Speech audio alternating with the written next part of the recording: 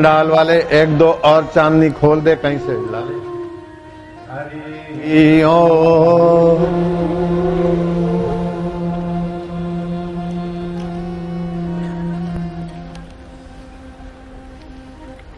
हरि सम जग कछु वस्तु नहीं, हरि सम जग कछु वस्तु नहीं, प्रेम पंथ सम पंथ, प्रेम पंथ सम पंथ, सतगुरु सम सज्जन नहीं, सतगुरु सम सज्जन नहीं, गीता सम नहीं ग्रंथ, गीता सम नहीं ग्रंथ। हरि ओम।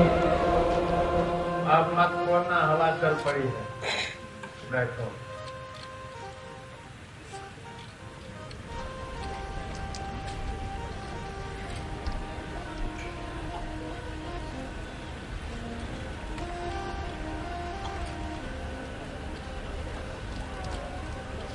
आज हनुमान जी की कथा सुनाऊंगा।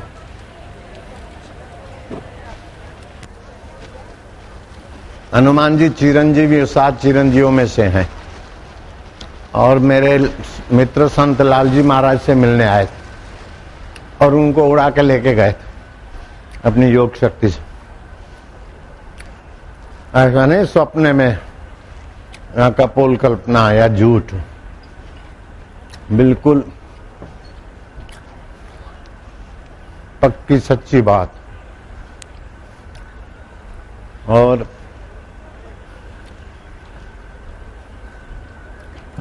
कभी भी कहीं भी हनुमान जी किसी भी रूप में किससे मिल सकते, आदेश भी देते हैं। बापू जी आप उनसे मिले, मैंने मिला, मैंने किया था, लेकिन फिर बीच में वो फिर कभी बताऊंगा। लेकिन हनुमान जी, अश्वत्थामा, व्यास मुनि ये हैं और मिलते भी हैं, मार्गदर्शन भी कर देते हैं। इसके कई प्रमाण भी आए। हनुमान जी ज्ञानियों में अग्रगण्य है।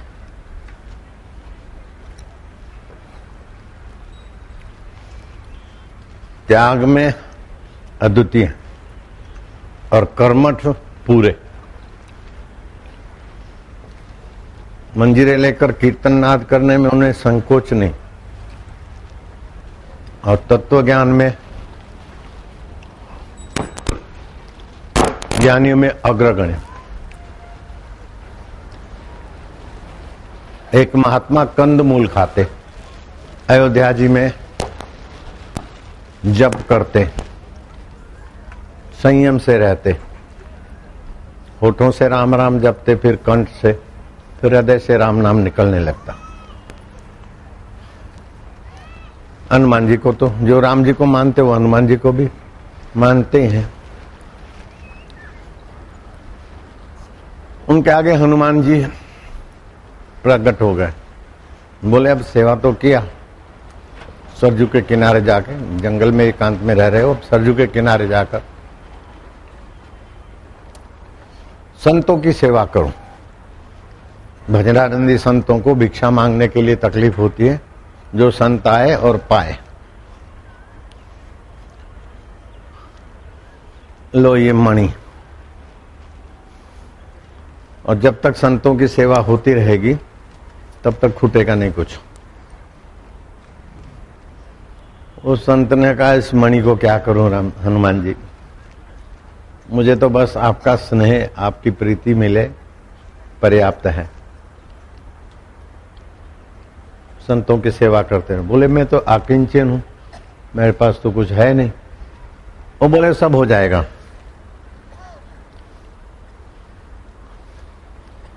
मणिराम दास नाम पड़ गया संत का।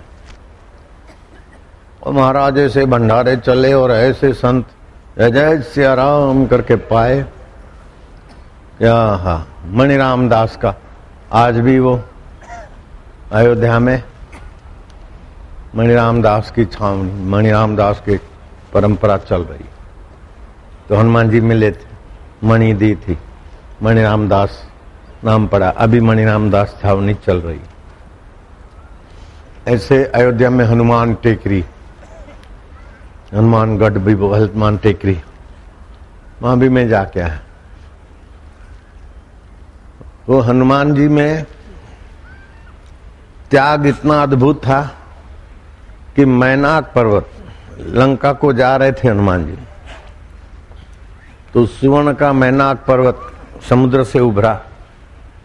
बोले मुझे रघुवंशियों का बड़ा सहयोग मिला है, आप रघुवंश श्री राम की सेवा में तनिक आराम करो, मैं उऋण हो जाऊंगा। रघुवंश की सेवा मैंने खूब ली।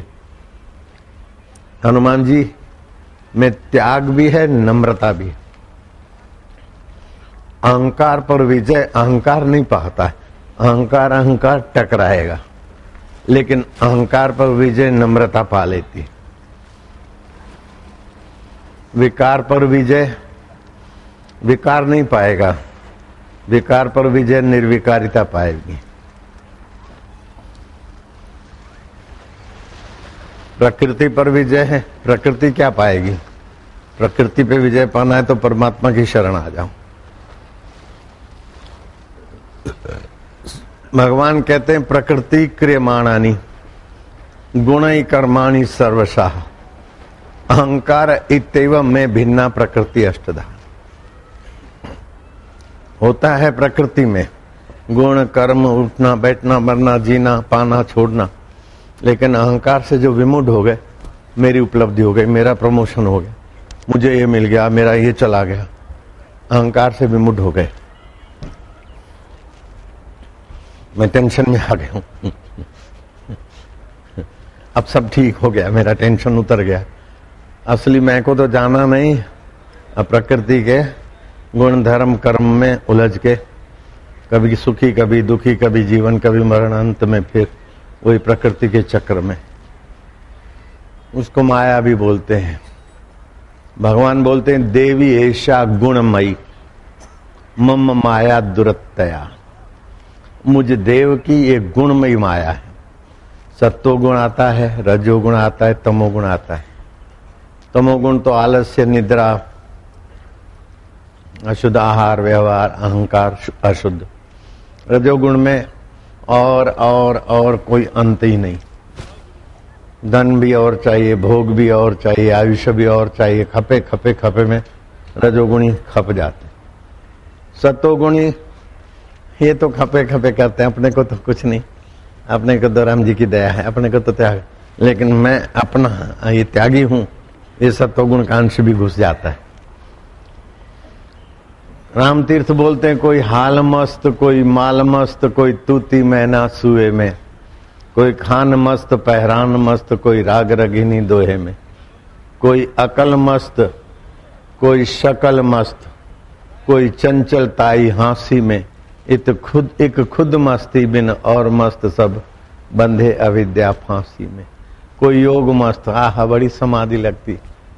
सुबह 4 बजे जाता हूँ, 10 बजे तक कमरे से बाहर नहीं निकलता हूँ, गुफा से बाहर नहीं निकलता हूँ, बड़ी शांति है। जिस दिन कमरा और गुफा नहीं मिली तब शांति कहाँ जाएगी। और सबसे अच्छे हो, लेकिन अभी भी एक देशीय शांति है, एक देशीय ज्ञान है, एक अंतःकरण के साथ तादात्म्य है। अनंत अनंत देश, अनंत अनंत अंतःकरण, अनंत अनंत लीलाएं हो के मिट जाती। उस आत्मा को मैं रूप में नहीं जाना। इसलिए बोलते योग भ्रष्टोपि जायते। योगी अपनी ऊंचाई से भ्रष्ट हो सकता है, लेकिन तत्व भ्रष्टोपि जायते कहीं नहीं आया। तो योग की अवस्था है। तो पतंजलि योग का उद्देश्य, आखिरी उद्देश्य है योगस चित्तवृत्ति निरोध है। कोई फुरना नहीं, शांत बैठे। लेकिन श्री कृष्ण का योग गजब का है। श्री कृष्ण कहते हैं समत्वम योगम उच्यते।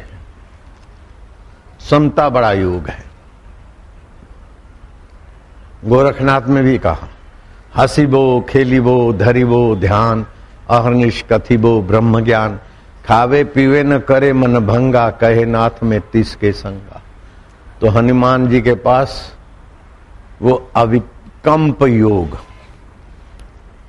मान मिलता है, मैनाक पर्वत निकल आता है, प्रणाम करते हैं, छूते हैं, बस राम काज के बिना क्या विश्राम। आपकी सेवा मैंने स्वीकार कर ली, आपकी बड़ी कृपा है, आपकी बड़ी उदारता है। तो राम जी में नम्रता का भी गुण है और त्याग भी पूरा है और सेवा में भी पूरे तत्पर है। क्यों कि हनुमान जी का उद्देश्य था पूरे तत्व को पाना। नानक जी बोलते पूरा प्रभु आराध्य, पूरा जाकर नाम नानक पूरा पाइए,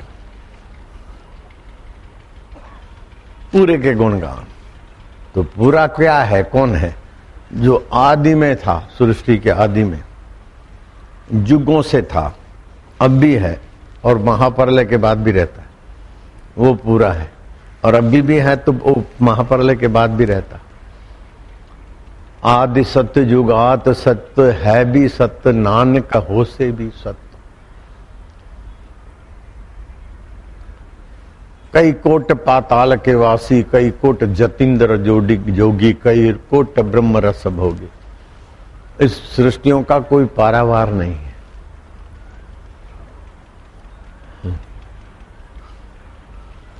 ग्रंथों की गहराइयों में जाते हैं ना, बड़ा विलक्षण रहस्य, विलक्षण बातें आ जाती। जैसे हनुमान जी ने मणि दी, मणि रामदास नाम पड़ा, संतों की सेवा होती रहे। ये हनुमान जी का प्रसंग तुमने आज सुना। ऐसे आनंद रामायण के कुछ प्रसंग हैं, कुछ दूसरे अलग अलग पुराणों शास्त्रों के प्रसंग हैं। तो श्रीलोक में जहां राधा जी का ही चलता है सब, श्री राधा, वहां का सारी व्यवस्था श्री समाज संभालता है। चपरासी से लेकर मंत्री और प्रधानमंत्री सब श्री श्री श्री। एक दिन इंद्र और ब्रह्मा जी कहीं भूलते भालते श्रीलोक में चले गए। अब सब श्री श्री श्री। तो वहां की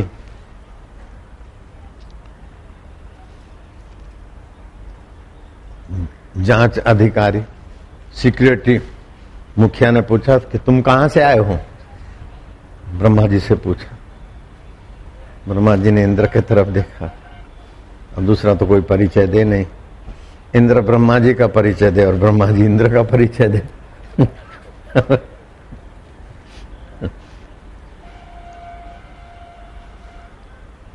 तो बोले ब्रह्मा जी हैं और ये तुम इंद्र हो, लेकिन कौन सी सृष्टि के ब्रह्मा जी हो? श्री जी के सिक्योरिटी महिला ने पूछा, कौन सी सृष्टि के ब्रह्मा जी हो? और तुम इंद्र कौन से कल्प के हो? तो बोले जिसमें भगवान वामन अवतार हुआ था और बलि के यहां 3 पैर मांगने गए थे और फिर विराट रूप लेकर बलि को सुतल का राज दिया था।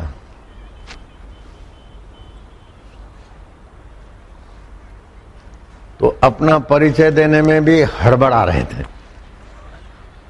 तो ऐसा नहीं आप ही हड़बड़ाते हो, सृष्टि के व्यवहार में सभी देर सबेर हड़बड़ाते, लेकिन तत्व ज्ञान के आगे सब अपना आप, हर परिस्थिति का बाप, वहां हड़बड़ाहट नहीं है। इसीलिए भगवान कहते हैं लब्ध्वा ज्ञानम परम शांति मचिरेणादि गच्छति। उसी समय जब व्यवहार में आओगे, जब स्वप्न देख रहे हो, तो आप ही के चैतन्य से स्वप्न दिखा है और आप ही से कोई पूछने वाला ऑफिसर पैदा हुआ और आप ही को डरा लेता है। क्या ख्याल है? आप ही की चेतना से कोई सुंदरा सुंदरी प्रकट हुए और आप ही उसके पीछे माहिल हो जाते। कितना बड़ा सुंदर है। महिला को स्वप्न आया, बड़ा सुंदर देखा, लेकिन देवी ये तेरा सुंदरा तेरा बनाया है। पुरुष को स्वप्न आया, कहीं सुंदरी दिखी, उसके पीछे लगा, लेकिन बेटे वो सुंदरी तेरी पैदा की हुई। लेकिन उस समय कोई कह दे, बोले महाराज ये सब ठीक है लेकिन मेरी शादी करा दो ना। अरे शादी क्या करे, वो जरा बात तो करा दो ना बाबा, फिर हम ब्रह्मचर्य पालेंगे। और मार दे महाराज थप्पड़ और आंख खुल जाए तो अरे यार छोड़ो, अरे यार छड्डो, ओ छड्डो यार, किसी ने बोलना नहीं बाबा, माफ करो बाबा। 100 बार तेरा दामन मेरे हाथ आया था, मगर आंख खुली तो मेरा ही गरेबा था। इसीलिए तत्व ज्ञान की ये बड़ी भारी विशेषता है कि आपको मोह निद्रा से, अज्ञान से जगाना वेदांत शास्त्र की बड़ी मेहरबानी। तुलसीदास जी कहते हैं, मोह निशा सब सोवन हारा, देखहि स्वप्ने अनेक प्रकारा। प्रभात को कुछ लोग कीर्तन करते हुए कबीर जी के द्वार पहुंचते और संत दर्शन, संत सत्संग पाने को पुण्यात्मा जुड़ जाते। एक सुबह गजब देखा उन पुण्यात्माओं ने कि कबीर जी बड़ा जोर से रो रहे, ऐसा रो रहे हैं कि सत्संगी सोच भी नहीं सकते। और चुप कराने के सारे हथाजोड़ी उपाय सब बोने पड़ गए। कबीर जी का रोना बंद नहीं हो रहा है। आखिर सबने एकजुट होकर फैसला किया कि ये इतने बड़े हमारे तारणहार और वो इतना दुखी हो रहे हैं, रो रहे हैं, अब हमें क्या करना चाहिए। तो कबीर जी को हाथाजोड़ी की कि आप के दुख का कारण हमें बता दो। आप जिस बात के लिए रो रहे हैं, त्रिभुवन में कहीं भी कोई भी ऐसी वस्तु होगी जिसके लिए आपको रोना पड़ता है, अथवा कोई भी ऐसा आपको सताने वाला बंदा बंदी हो, देवता क्यों न हो, हम विधि विधान से उस देवता की भी खबर ले लेंगे। आप खाली एक बार बताओ कि आपका ये प्रभात कालीन रुदन किस दुख का निमित्त है। कबीर बोले, तुम क्या मिटाओगे रे, हाय रे हाय हाय रे। अब कबीर जी समझ के रोते थे, तो ना समझी से तो सारी दुनिया रोती है, लेकिन भगवान राम जी समझ के रोते हैं। हाय लक्ष्मण, हाय लक्ष्मण, हाय सीते, हाय सीते, भीतर जो के त्यों हैं। श्री रामचंद्र जी के साथ रामचंद्र जी की छाया बने हुए लक्ष्मण जी श्री राम के अभिनय को नहीं जान पाते। जिस बाणों से बाली को मैंने भेज दिया था, वही बाण सुग्रीव के लिए पर्याप्त रहेगा। अब सुग्रीव को मैं नहीं छोड़ूंगा, चाहे ब्रह्मा जी भी आ जाए सुग्रीव के पक्ष में। सुग्रीव कल शाम का सूर्यास्त नहीं देख सकता। और भी कुछ का कुछ राम जी ने कुपित होकर सुग्रीव के लिए कहा। लक्ष्मण के रुंवाटे खड़े हो गए। लक्ष्मण ने उठाया धनुष्य बाण। आप उस सुग्रीव के लिए कल परिश्रम करें तो आपका अनुज का जीवन किस काम आएगा। मैं अभी जाता हूं, उस उदंड सुग्रीव को मौत के घाट उतार कर जल्दी आऊंगा। और मैं आपको विश्वास दिलाता हूं, सुग्रीव के पक्ष में ब्रह्मा जी अथवा कोई भी रहे, लेकिन सुग्रीव को जीवित नहीं रखूंगा। राम जी बोलते हैं, देख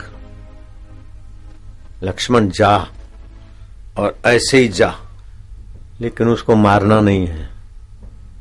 लक्ष्मण के पैरों तले धरती निकल गई। जा, लेकिन उसको मारना नहीं है। अभी तो इतने कोपायमान हो रहे थे मारने के लिए, सारा रंगमंच सजा दिया था शब्दों का। लक्ष्मण ऐसा बोले नहीं, मैं समझाने के लिए विस्तार करता हूं। उसको मारना नहीं। और देख, उसमें दो बातें हैं, वो डरपोक है और भगोड़ा भी है। तो ऐसा नहीं भगाना कि हमारे से दूर भाग जाए, डराना, लेकिन ऐसा डराना कि अपने पास आए। वो हृदय में कितना सुग्रीव के लिए कल्याण छुपा है, और बाहर से सुग्रीव के लिए कितना कठोरता दिखाई दे रही। बोले बाली सताता था तो अपनी पास आया, बाली को मैंने मारा उसके कहने से, अब वो भोग विलास में पड़ गया है। अरे अष्टधा प्रकृति से तो नोच नोच के कई योनियों में भटकाएगी, इसीलिए उसको यहां लाना है। भय बिन प्रीति न हो खगेशा। तो ये मुसीबतें और भय भी आपको भगवान की तरफ ले आते, समस्याएं प्रॉब्लम भी भगवान के तरफ ले आते। अब कबीर जी चुप करे नहीं, महाराज आज्ञा दीजिए, क्या हो गया? बोले क्या हो गया? किसके आगे कहूंगा? हद हो गई, हद हो गई, क्या हो? महाराज को कैसे भी करके चुप कराया रुदन। महाराज जी तो समझ के रोते थे। रुदन शांत हुआ, बोले तुम पूछते तो कहता हूं, क्या कहूं? बोले महाराज कह दो। हाथा जोड़ी हुई। बोले रात को मैं चिड़िया बन गया था, चिड़िया बन गया था। अब पता नहीं कि मैं चिड़िया हूं कि कबीर हूं, मैं कौन हूं, मुझे पता नहीं चल रहा है। बोले महाराज आप कबीर जी हैं। बोले जब चिड़िया बना था तो नहीं, कबीर नहीं दिख रहा था, लेकिन अभी कबीर बनाऊं तभी भी चिड़िया मेरे स्मृति में दिख रही है। ये सच्ची कि वो सच्ची कि ये सच्चा, मुझे भरोसा नहीं आ रहा है कि मैं ये कबीर हूं। अब दार्शनिक बात थी,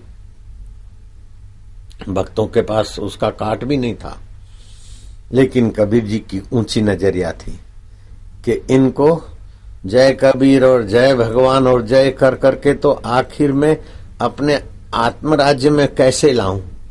तो महापुरुष रोने का अभिनय करके अपने सिर पर सब लेकर हमें जगाने की न जाने क्या क्या कलाएं, क्या क्या लीलाएं करते रहते। नहीं तो ये टॉफी बांटना, रंग छांटना, ये स्प्रे करना, कीर्तन करना, प्रसाद लेना, बांटना, ये हमारी दुनिया के आगे बहुत बहुत नीचे बात, छोटी बात। ये जो पुजारी और पेट पालने के लिए जो लोग करते हैं धार्मिक विधि, वो विधि का विषय हमारा नहीं है, लेकिन करे तो करे क्या। जब कोई दलदल में गिरा है तो उसको निकालने के लिए आपको दलदल में जाना ही जाना है, अगर आप सच्चे सुहृद हो तो। बच्चों के साथ माँ बाप कैसे तोतली भाषा बोलते हैं, पानी को आई बोलते हैं, फुलके को फुलता बोलते, पतोला। बच्चों के आगे घोड़े घोड़े होकर खेलते माँ बाप देखे सुने होंगे।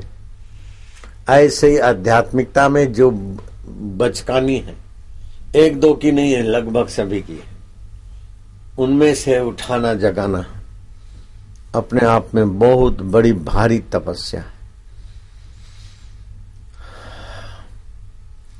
क्षत्रिय का तप, वैश्य का तप, छोटी जाति वाले का तप, ब्राह्मण का तप वर्णन किया, लेकिन ज्ञानेश्वरी गीता ने कहा कि आत्मा ब्रह्म की अद्वितीयता छोड़कर द्वैत जगत में उठना बैठना, द्वैत को स्वीकार करके व्यवहार करके लोगों को अद्वैत की तरफ ले जाना, ये आत्मवेताओं का महातप है। एकाग्रता तप से भी ऊंचा तप है। नित्य नवीन रस अद्वैत ब्रह्म में, लेकिन नित्य द्वैत के व्यवहार में उतरते हुए हमको ऊपर उठाते। ये जो कुछ आंखों से दिखता है, जीभ से चखने में आता है, नाक से सूंघने में आता है, मन और बुद्धि से सोचने में आता है, ये सब वास्तविक में है ही नहीं। जैसे स्वप्न में सब चीजें सच्ची लगती है, आंख खोली तो वास्तविक में नहीं है, ऐसे ही ये सचमुच में वास्तविक में नहीं है। रामायण कहता है, गो गोचर जहाँ लगी मन जाई, सो सब माया जानो भाई। माया, माँ माना जो नहीं, या माना जो सच्ची दिखे। ये सब सच दिख रहा है, वास्तव में कुछ भी नहीं। फिल्म के पर्दे पर सब सच दिखता है, लेकिन वास्तव में प्लास्टिक की पट्टियां और लाइट है। ऐसे वास्तविक में प्रकृति और चैतन्य परमात्मा है, बाकी सब ठोस नहीं है। कुछ भी लगता है ये ठोस है।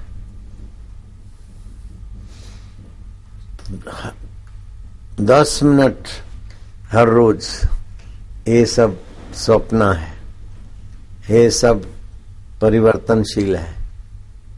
इन सब के पीछे एक सूत्रधार चैतन्य और अष्टधा प्रकृति रूपी पर्दा है।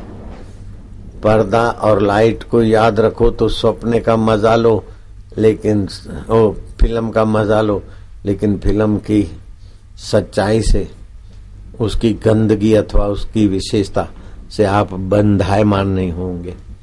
आपको याद रहे कि पर्दा है फिल्म में, प्लास्टिक की पट्टियां और लाइटें और कुछ भी नहीं है। तो उसका हास्य का भी मजा लोगे, विरह का भी।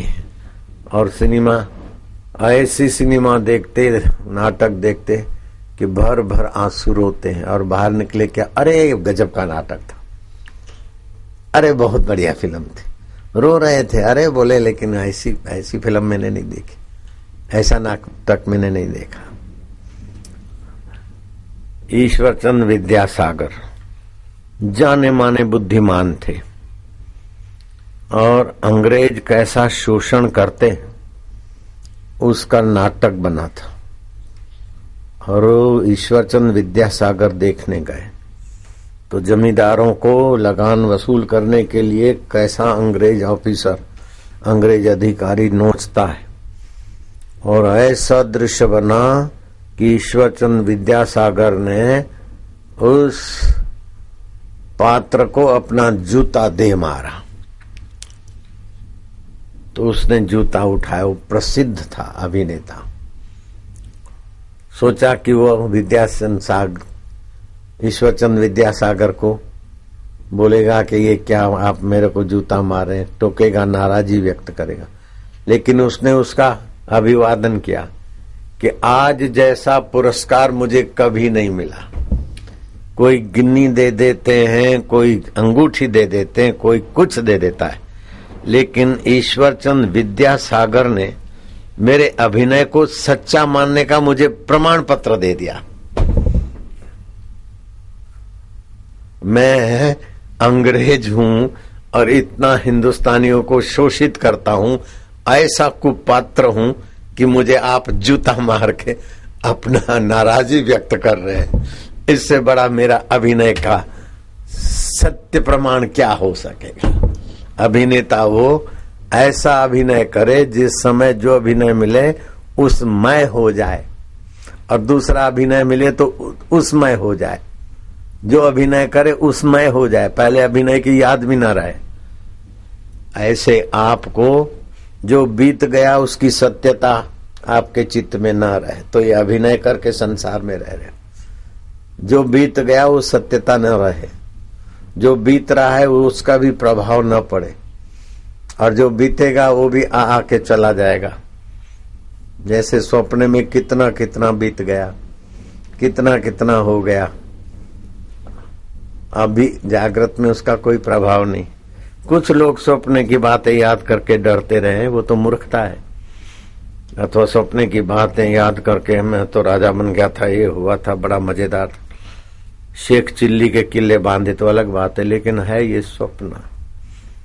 जैसा स्वप्न रैन का तैसा ये संसार। तो हनुमान जी जागृत अवस्था, स्वप्न अवस्था, सुषुप्ति अवस्था, ये तीनों अवस्था आ के चली जाती। और इन तीनों अवस्थाओं में जो चैतन्य रम रहा है, उस सर्वेश्वर परमेश्वर श्री राम जी के विभू स्वरूप को पाने के लिए राम जी की सेवा में थे।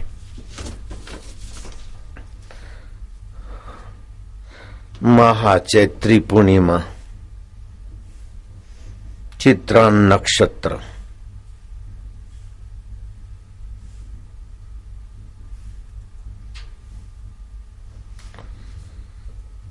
है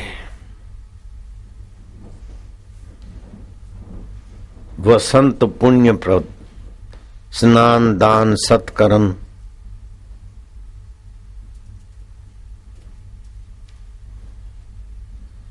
अक्षय पुण्य देता है इस पूर्णिमा को। क्योंकि पुष्यक पितृ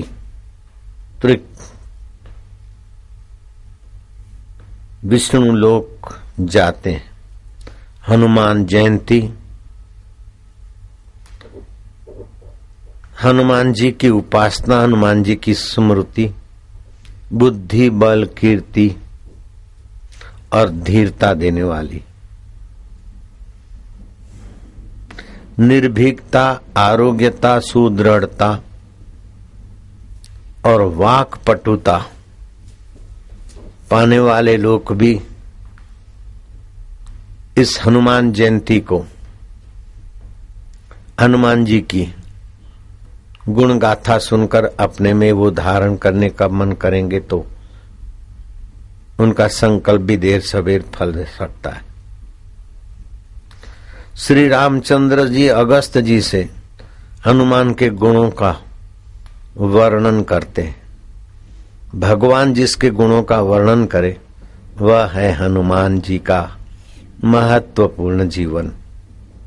शूरवीरता की प्रशंसा करते राम जी अघाते नहीं, और दक्षता, किसी के पक्षपात में न बह जाना, ऐसी बुद्धि की दक्षता हनुमान जी की। अर्थात आपकी बुद्धि की दक्षता बढ़े और आपकी मानसिक शूरवीरता और शारीरिक शूरवीरता रहे, ये हनुमान जयंती का पर्व आपको उत्साहित करता है। बल की प्रशंसा करते हैं, इंद्रिय बल भी है, मनोबल भी है, ब्रह्मचर्य बल भी है। धैर्य की प्रशंसा करते हैं। और श्री राम जी अगस्त ऋषि के आगे हनुमान जी की विद्वता की प्रशंसा भूरी भूरी करते हैं।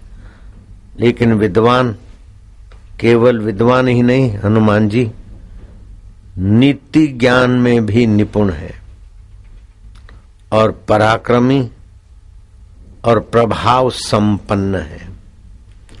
तो आपके जीवन में हनुमान जी के ये दिव्य गुण, प्रभाव संपन्न, पराक्रम, ज्ञान, नीति, विद्वता, सर्टिफिकेट न भी हो तभी भी विद्वता सत्संग के द्वारा हासिल हो जाती। धैर्य, बल, दक्षता, शूरवीरता, सात्विक गुण निधानता, ये हनुमान जी में है। और हम भी हनुमान जी परंपरा के हैं, राम जी भक्त परंपरा के हैं। हमारे में भी इन दिव्य गुणों का वास हो अथवा इन दिव्य गुणों के तरफ हम भी नजरिया रखें तो विकसित हो सकते हैं। संकट मोचन 12 नाम। सोते समय अथवा प्रातः अथवा यात्रा के आरंभ के समय कोई 12 नाम हनुमान जी के लेता है तो भयभीत व्यक्ति का भय दूर हो जाता है। एक तो हनुमान, दूसरा अंजनी सुत, तीसरा वायुपुत्र, चौथा महाबल, पांचवा रामेष्ट, राम जी के प्रिय। और छठा नाम है अर्जुन के मित्र फाल्गुन शख। सातवां नाम है भूरे नेत्र वाले हनुमान जी पिंगाक्ष। आठवां नाम है अमित विक्रम और नौवां नाम है उद्गीक्रमण समुद्र लांघने वाले उद्धिक्रमण।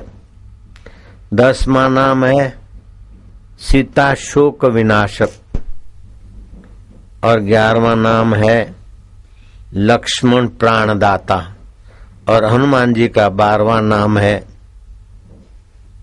दशग्रीव दर्पहा अर्थात रावण के घमंड को दूर करने वाले।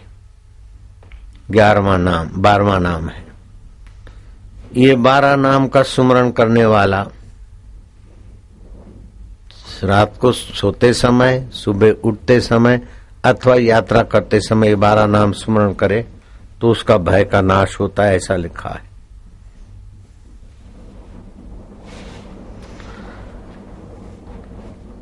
कलह को, क्लेश को, रोग को, शारीरिक दुर्बलता को दूर करने के लिए मंत्र है। जिसको घर में कलह मिटाना हो, क्लेश मिटाना हो, रोग मिटाना हो, शारीरिक दुर्बलता मिटाना हो तो वो इस चौपाई का पुनरावृत्ति किया करे। बुद्धिहीन तनु जानिके सुमिरो पवन कुमार बल बुद्धि विद्या देहूं मोहि हरहूं कलेश विकार।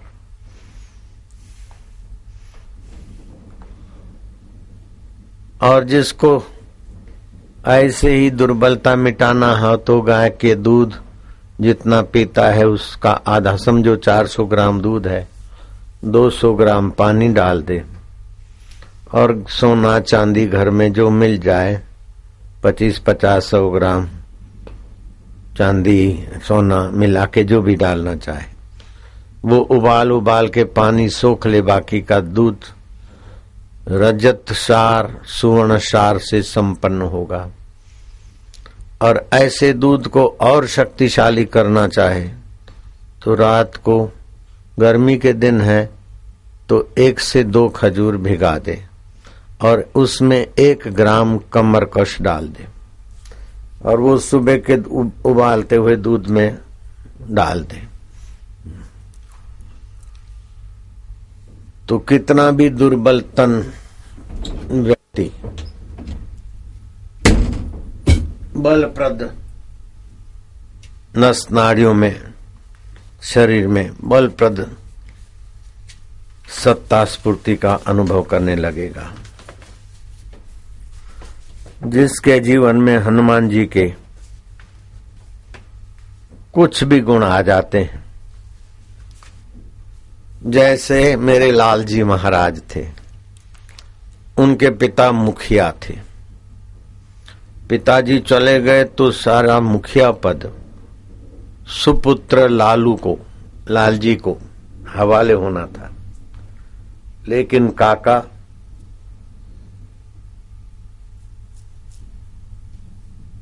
लालजी महाराज के पिता चले गए तो सारा अधिकार अपने तरफ हेंटना चाहते थे, लेकिन लोग लालजी महाराज के तरफ झुकाव वाले थे।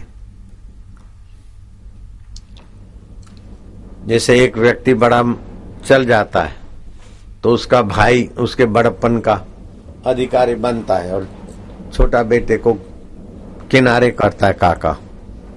ऐसे हनुमान लालजी महाराज के काका ने हनुमान जी को, ये लालजी महाराज को इस दुनिया से ही रवाना करने के लिए मुठ मार प्रयोग किया। शरीर में ऐसी जलन हुए, छटपटाट हो, कोई दवाई काम ना करे।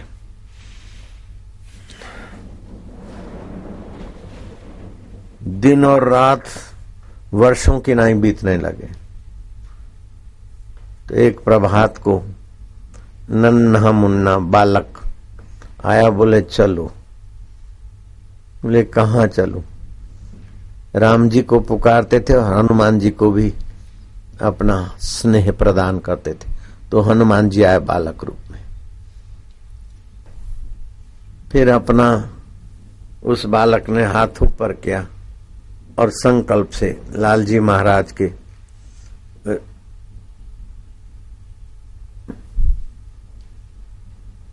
अंतवाहक शरीर को ले गया। आगे आगे वो संकल्प से उड़ता जाए और उनके पीछे पीछे मैं माना लालजी महाराज ने मेरे को जो अनुभव बताया।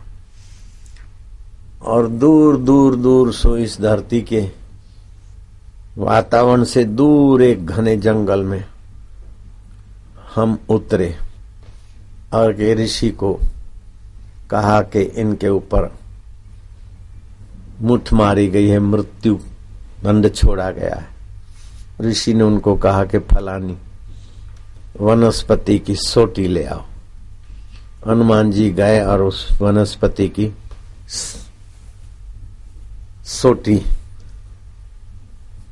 ले आए, चाबुक जैसी पतली सी डाली, और वो ऋषि ने मेरे पर उतारा किया और मेरे शरीर से वो जो अग्नि अस्त्र छोड़ा किसी ने मुठ मारने का, वो उतारा करके यूं फेंका तो वो गीली वनस्पति की लकड़ी भभक के जल उठी और मैंने अपने आप को स्वस्थ पाया। अभी तक ठीक हूं। वो तो हुआ था 25 वर्ष पहले उनके साथ, मेरे को उन्होंने अनुभव बताया। तो मानना पड़ेगा कि हनुमान जी अपने भक्तों के कारण कभी भी कोई रूप लेकर भी उनको मदद करते। लालजी महाराज ने मेरे को हनुमान जी को बुलाने वाला मंत्र दिया था।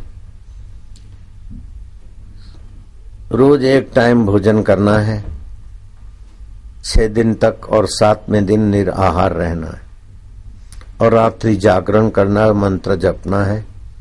हनुमान जी आते हैं। 6 दिन मैंने जपा, 7वें दिन उपवास करके रात्रि हुई। सोचा कि उनको कमरे में घुस के अंदर आना पड़े, क्यों उनको तकलीफ दे, तो मैं छत पर ही रात को अपना लगाया लेटने का छोटा मोटा बिस्तर। फक्कड़शाही थी। फिर क्या हुआ, ये अभी जो मैं बोल रहा हूं ना, तो ये एक वेबसाइट पे जा रहा है, दूसरे लोगों तक जा रहा है।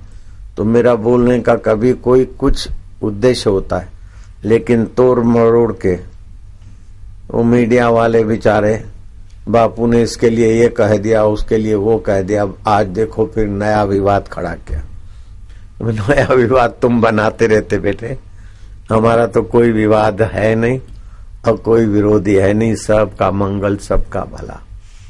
लेकिन बापूजी ने हनुमान जी से ऐसी बात किया, ये हुआ वो हुआ, कैसा का कैसा मोड़ तोड़ के फिर तुम लोगों को, लोगों की आस्था के साथ, श्रद्धा के साथ बापू को भिड़ाने का मसाला क्यों मिले। इसलिए मैं बात को हरि चरणों में रख देता हूं। नारायण हरि, हरि ओम हरि। और आध्यात्मिक अनुभूतियों की बात खुलेआम सबको बताई भी नहीं जाती, ये भी शास्त्र नियम है। और जैसा साधक उतने हद तक ही बतानी चाहिए। मैंने घाट वाले बाबा को कहा कि सुकरात, मंसूर, जीसस अच्छे लोग थे, फिर लोगों ने उनको मार क्यों डाला। बोले अयोग्य व्यक्तियों के आगे आखिरी अनुभव बोलने की उनकी गलती थी।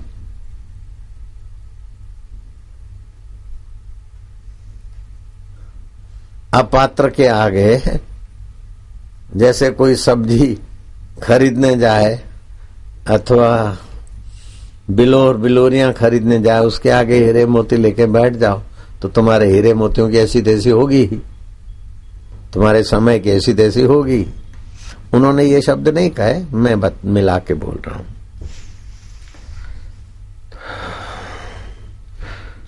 हनुमान जी के जीवन में मैनाक सुवर्ण के पर्वत का लोभ नहीं, संग्रह नहीं, और त्याग का अहंकार नहीं। जो सुवर्ण के पर्वत को त्याग सकता है वही लंका, सोने की लंका से सकुशल बाहर भी आ सकता है। श्री मणिराम दास चित्रकूट में तपस्या करके कई वर्ष बिताए, लेकिन रामायण पाठ करते, राम जी का नाम लेते लेते ऐसे सुवर्ण प्रभात को देखते कि हनुमान जी खड़े हैं, मणि दे रहे हैं।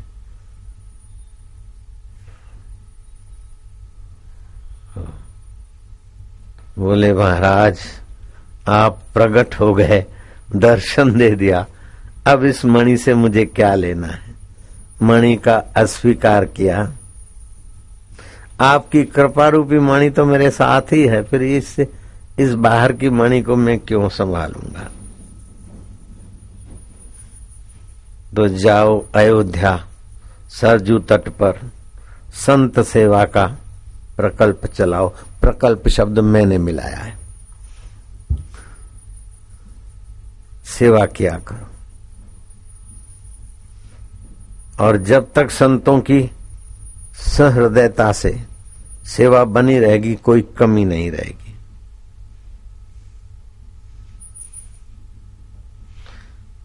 अयोध्या सरजू तट श्री वासुदेव घाट,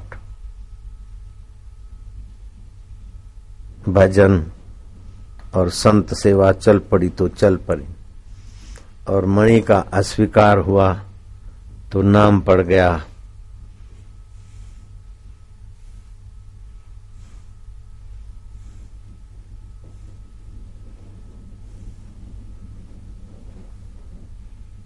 श्री मणिराम दास महाराज। हनुमान जी केवल लालजी महाराज के यहाँ अथवा चित्रकूट में भजन करने वाले संत के पास ही प्रकट हुए ऐसा नहीं, और भी कई साधु संतों के जीवन में हनुमान जी के विषय सुनने को मेरे को मिला है। हरिओम हरिओम। लेकिन हनुमान जी शीघ्र प्रसन्न हो, मैं अपनी मति के अनुसार कह सकता हूं कि आप हनुमान जी के बाहर की आकृति की वांछा छोड़कर हनुमान जी जिस अंतर्यामी राम में शांत विश्रांति पाते थे, हनुमान जी प्रसन्न मिलेंगे। सूर्य को प्रसन्न करना हो तो भी, देवी देवताओं को प्रसन्न करना है तो भी, माता पिता को प्रसन्न करना है तो भी, और आपको देखकर लोग प्रसन्न हो जाएं तो भी, यही कुंजी है मास्टर की के सारे ताले खोल देती है। आप अपने आत्मदेव में विश्रांति पाने की कला सीख लो। रात को सोते समय अपने आत्मा में विश्रांति पाओ, सुबह उठते समय अपने आत्मदेव में, और वार्त व्यवहार करते कराते उठत बैठत ओई उठाने, कहत कबीर हम उसी ठिकाने। नजरिया उधर बनी रहे, सूझबूझ उधर बनी रहे, महत्व उसका बना रहे। श्री राम जी के जीवन में ऐसा ही था, श्री कृष्ण का जीवन में भी ऐसा ही था। मेरे गुरुदेव के व्यवहार और लोक मांगल्य लोक संग्रह के व्यवहार में भी उद्देश्य वही था। मेरे गुरु भाई को मेरे गुरुजी कहते कि ये पंचायत में रगड़ा झगड़ा पड़ गया, दो पार्टियां हो गई ना, वो आएंगे, फिर तुम जरा ऐसा करना, फिर मैं ऐसा तुमको डांटूंगा, फिर तुम ऐसा करना, फिर उसको ले आना। वो पहले से ऐसी लीला शाजी जमा देते कि वो दोनों पंचायत वालों को पता ही नहीं चलता कि हमारे मन की खटास कैसे निकाल देते हैं और हमारी दूरियां कैसे नजीकी में बदल देते हैं। तो स्वांग करते तो मेरे गुरुदेव भी बड़ा गजब का करते। नारायण हरि हरि ओम हरि। और उनका सेवक इतना मुंह लग गया था कि एक दिन गुरुदेव आसन कर रहे थे, सुबह 4-5 के बीच का टाइम होगा। हाँ, तो ऐसा प्रश्न पूछा कि गुरुदेव ने उत्तर भी ऐसा दिया कि मुझे उनकी सहजता, स्वाभाविकता का बड़ा कुछ महत्व समझ में आया। तो आज हनुमान जयंती में इन बातों को ध्यान रखना है कि चित्रकूट में भजन करने वाले संत के आगे हनुमान जी प्रकट होकर मणि देते। वो संत बोलते कि आप अहेतु की कृपा करके दर्शन दिए, अब मुझे मणि से क्या लेना है।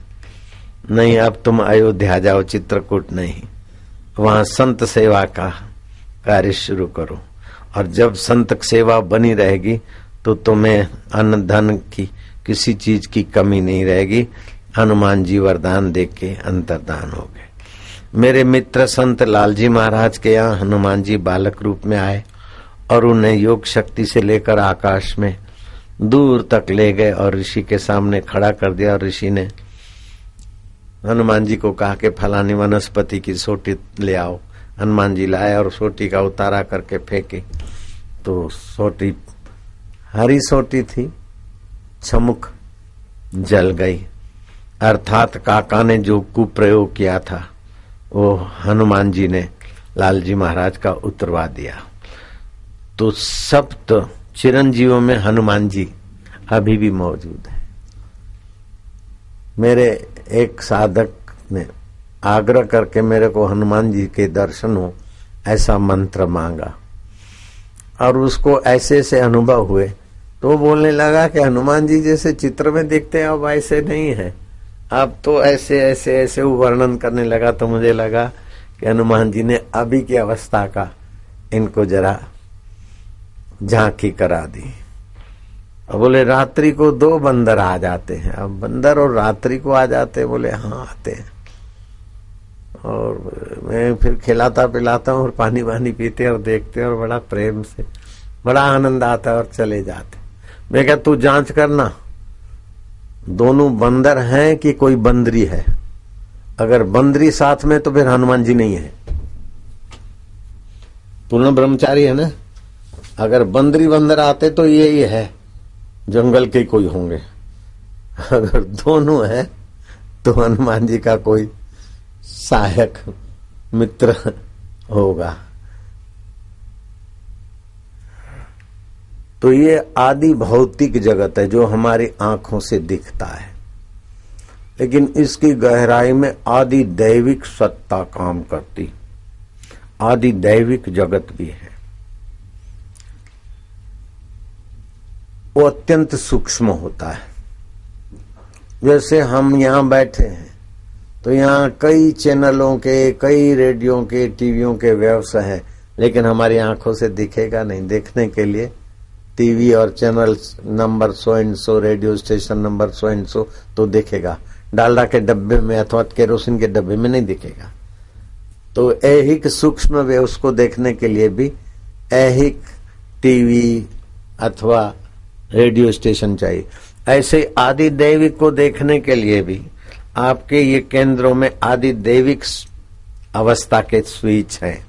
जो स्विच शब्द तो मैं काल्पनिक बोला हूं, तो आदि दैविक जगत की आप बखूबी शक्तियों से जुड़ सकते हैं और उनका अनुभव कर सकते हैं। लेकिन मैं इन चीजों में भी आपको उलझाना नहीं चाहता हूं। आदि भौतिक जगत, आदि दैविक जगत जिसकी सत्ता से बदल बदल कर बदलता, बदल बदल के बदलता, फिर भी जो नहीं बदलता, मैं उस अध्यात्म तत्व का स्नेही हूं, पथिक था और उसी का मैं प्यारा हूं। तो जो जिसको प्रिय लगता है वही चीज दूसरों को देता है। शराबी को शराब प्रिय लगेगा, जुआरी को जुआ, भगवान अगर आप पर राजी हो जाएं तो बोलेंगे जाओ नारद जी का सत्संग सुनो। श्रीमद् भागवत में कथा आती है, प्राचीन बहिर राजा, बहुत रानियां होती थी, 10 पुत्रों को बुलाकर कहा कि अब मैं निवृत्ति लेना चाहता हूं। सोने के बर्तन में खाकर देख लिया, यश देख लिया, लेकिन मरने वाले शरीर का यश और मरने वाले शरीर के लिए सोने के पलंग आखिर कब तक पड़ा रहेगा। माल खजाना छोड़ त्रियासुत जाना है, कर सत्संग अभी से प्यारे, सत्य स्वरूप ईश्वर का संग, नहीं तो फिर पछताना है। खिला पिला के देह बढ़ाई, वो भी अग्नि में जलाना है। लोग शरीर को अग्नि में जलाए, उसके पहले मनुष्य जीवन का फल पाने के लिए मैं एकांत में जाऊंगा और आत्म परमात्मा का साक्षात्कार करूंगा। 10 भाइयों ने विचार किया कि पिताजी को निष्कंटक राज्य प्राप्त है, फिर भी भौतिक वस्तु और भौतिक शरीर से तृप्ति नहीं हुई, आत्म परमात्मा का ईश्वर का ही अनुभव करने के लिए जाते हैं। हम एक इतने विराट राज्य में से 10 टुकड़े बनाए, अथवा कोई गृह मंत्री बने तो कोई फाइनेंस मंत्री बने, कोई कुछ बने, ये सब झंझट में हम क्यों पड़े। चलो हम लोग रातों रात निकल चले। 10 भाई निकल चले और एकांत में उन्होंने भगवान शिव जी की आराधना की। कुछ समय बीता और भगवान शिव जी प्रकट हुए और शिव जी ने प्रचेताओं को कहा कि जैसे मरुभूमि में वृक्ष होना कठिन है, ऐसे यौवन में ऐश आराम भोग पद सत्ता छोड़कर एकांत में मेरी उपासना करना, ये दुर्लभ काम तुमने किया है, तो तुम्हारे लिए कुछ दुर्लभ नहीं है, वरम ब्रूयात, वर मांगो। तो भाइयों ने कहा कि प्रभु जी आपके तो दर्शन हो गए, लेकिन हमें भगवान नारायण के दर्शन हो जाए, ऐसे नारायण स्तवन की साधना बताएं, दीक्षा आप दें। तो शिव भक्त संत की दीक्षा से तो आप मिले, लेकिन आप भगवान नारायण के सुहृद हैं, आपके द्वारा जो दीक्षा मिलेगी भगवान नारायण जल्दी प्रकट होंगे। दीक्षा मिली और भगवान नारायण प्रकट हुए। 10 भाइयों ने ध्यान अवस्थित गतेन मनसा पश्यन्ति यम योगिना यशांतम विदुसुरा सुरगणा देवाय तस्मै नमो नमः शांताकारं भुजगशयनम आदि स्तुति की। भगवान नारायण अति प्रसन्न हुए। प्रचेताओं, शिव जी के वरदान से मेरी तुम्हें साधना मिली और मैं खींचा चला आया। बोलो तुम्हें क्या चाहिए। त्रिभुवन में कोई भी ऐसी चीज नहीं है जो तुम्हारे लिए अदेय हो। मैं अदेय नहीं बताऊंगा कि मैं नहीं दे सकता हूं, तुम कुछ भी मांग लो। तो भाइयों ने कहा कि प्रभु हम अपनी मति से मांगेंगे। बच्चा मांगेगा राजा से तो मूंगफली दे दो, चॉकलेट दे दो, मेरे को कोई खिलौना दे दो। बच्चे की बुद्धि तो बचकानी होगी। हमारी बुद्धि में अभी ऐसी सूझ नहीं कि हम क्या मांगे। आप जिसको सर्वोपरि जानते हो, आप जिस बात को सर्वोपरि मानते हो, और जिसको पाने के बाद कुछ पाना बाकी न रहे, जिसको जानने के बाद जानना बाकी न रहे, और जिसमें स्थित होने के बाद बड़ा भारी दुख भी चोट न कर सके, सर्वोपरि पद जो आपकी नजरिया से है और आप जो हमारे लिए सर्वश्रेष्ठ जानते हो मानते हो, वही देने की कृपा करो। तब भगवान नारायण प्रसन्न हुए, बोले जाओ तुम्हें देव ऋषि नारद जी मिलेंगे। ये आदि भौतिक आदि दैविक जगत तो प्रकृति के अंतर में है, लेकिन मुझ चैतन्य का ज्ञान संत नारद जी तुमको देंगे। सत्संग का वरदान दे दिया।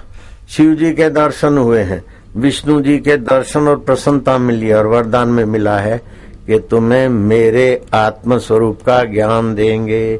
यही ज्ञान पाने के लिए हनुमान जी अष्ट सिद्धि 9 निधियों की तपस्या साधना के धनी होने के बाद भी इसी ज्ञान को पाने के लिए राम जी के बिन शर्ती शरणागति स्वीकार की। ऐसा तत्व ज्ञान है। तो स्थूल जगत, सूक्ष्म जगत, आदि भौतिक जगत, आदि दैविक जगत से पर आध्यात्म जगत है, और तुम्हारा वास्तविक मैं आध्यात्म है। तो श्री कृष्ण कहते निर्माण मोहा जित संग दोषा अध्यात्म नित्या विनिवृत्त कामा द्वंद्वैर मुक्ता सुख दुख संगे गच्छन्ति अमूढ़ा, जिन्होंने बुद्धि से मूढ़ता छूट गई। पदमम अव्यय तत्व, जिस पद का व्यय नहीं, नाश नहीं होता, ऐसा अव्यय पद तुम्हारा है। तुम्हारे अव्यय पद को भगवान भी नहीं मिटा सकते, मार सकते। तुम्हारे अव्यय पद को प्रलय भी छू नहीं सकती, ऐसा तुम्हारा असली स्वरूप है। तुम नकली शरीर को मैं मान मान कर बहुत कुछ करते हो। कितना कुछ करोगे, ये मिल जाए, ये मिल जाए, रे सोने की लंका मिल जाए, फिर भी अव्यय पद के बिना रावण हार चला। सोने की हिरणपुर मिल जाए तो हिरण्याकश्यप भी हार चला। ये आदि भौतिक आदि देवी ये सब हराने की सामग्री है। डायोजनीस नाम के संत बैठे थे और सिकंदर उनकी मस्ती देखकर पहले तो सकड़ी वो जहां विश्व विजय करने को निकला था, तो वो संत ने कृपा करके ऐसी जगह चुनी कि जहां से वो निकलने वाला है। पैर पसार के लेट गए सकड़ी गले से। तो उसको तो पहले तो हो गया ये कौन है बदतमीज, महान सिकंदर आने वाला है, इसको इतना भी पता नहीं चला कि रास्ता रोके बैठा। चलो मैं देखता हूं। तो बोले तुम यहाँ क्यों लेटे हो? बोले क्यों लेटा हूं? मीठी नजर डाली, और क्या है, क्या करना है? तुम यहां से क्यों गुजर रहे हो? मैं यहाँ क्यों लेटा हूं तुम पूछते हो? तो डायोजनीस ने पूछा तुम यहां से क्यों गुजर रहे हो? बोले मैं विश्व विजय करने को जा रहा हूं। तो संत हंसे कि विश्व विजय, गजब के आदमी हो, अपने पर विजय पाया है तुमने? आंखों में झांक कर देखा, सिकंदर थोड़ा रुका, समझदार तो था। अपने पर विजय? आप इतने खुश नजर आते हो, खुशी का कोई सामान नहीं है, वैभव नहीं है, खुश नजर आते हो। बोले मैंने अपने पर विजय पाया है, और इसके सिवाय बाकी का विजय ख्याली पुलाव है। अपने पर विजय पाओ सिकंदर। बोले बात तो ठीक कहते हो, अपने पर विजय पाना है, मुझे यही रास्ता अच्छा लगता है। तो बोले फिर आओ बैठो, जगह है, इनको छुट्टी कर दो। बोले नहीं अभी तो निकल जाता हूं, विजय करके फिर आऊंगा तुम्हारे पास। बोले फिर नहीं लौट पाओगे, कई चले बाहर की चीजों को पाकर बड़ा बनने के लिए, विश्व विजय होने के लिए जो भी गए सारे पराजित हो गए। वास्तव में तो अपने अहम पर विजय पाना ही विश्व विजय का बाप है। अपने नकली मैं पर विजय पाना है। मैं 3 प्रकार का होता है, मैं शरीर हूं, धन है, दौलत है, ये नकली मैं आदि भौतिक। फिर मैं भगत हूं, तपस्वी हूं, अष्ट सिद्धि नवनिधि वाला हूं, ये आदि दैविक मैं है। हनुमान जी ने इन दोनों मैं को ठुकरा कर राम जी की शरण ली थी और असली विजय पाने में सफल हुए। तो राम लक्ष्मण जान की जय बोलो हनुमान।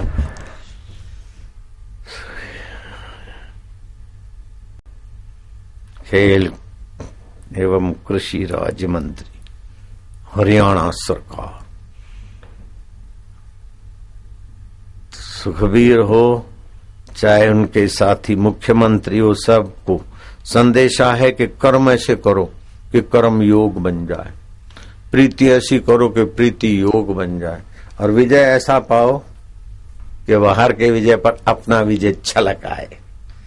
नारायण हरि। आप सभी को भी हनुमान जयंती की ये शुभ वार्ता सुनाकर मुझे ये पूनम एक, बापू एक, लेकिन प्रोग्राम 4 हो गए। इंदौर में पूनम का प्रोग्राम हुआ।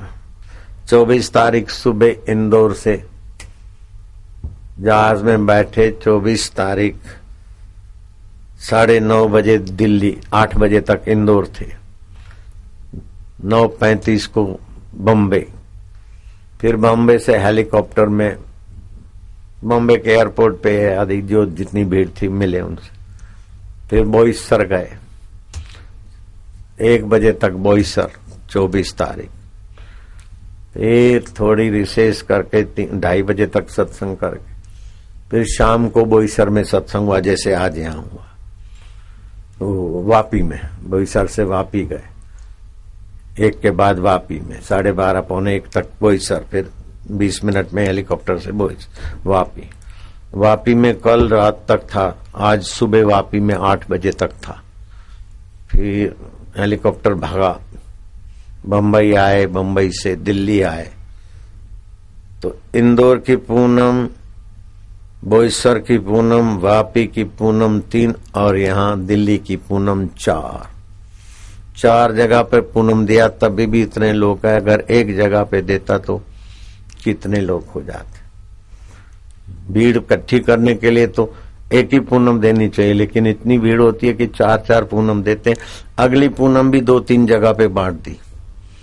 अभी कह के आया कि महाराष्ट्र के और गुजरात के लोग वहीं रुके, इसलिए अगली पूनम का संभावना बड़ौदा में है, दिल्ली में है और हरिद्वार में तो दे बैठा हूं। अगली 3 पूनम में होगी।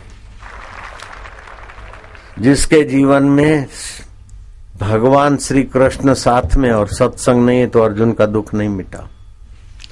शिव जी प्रकट हुए और विष्णु जी प्रकट हुए, नारद जी का सत्संग नहीं मिला, तब तक यात्रा अधूरी रह गई।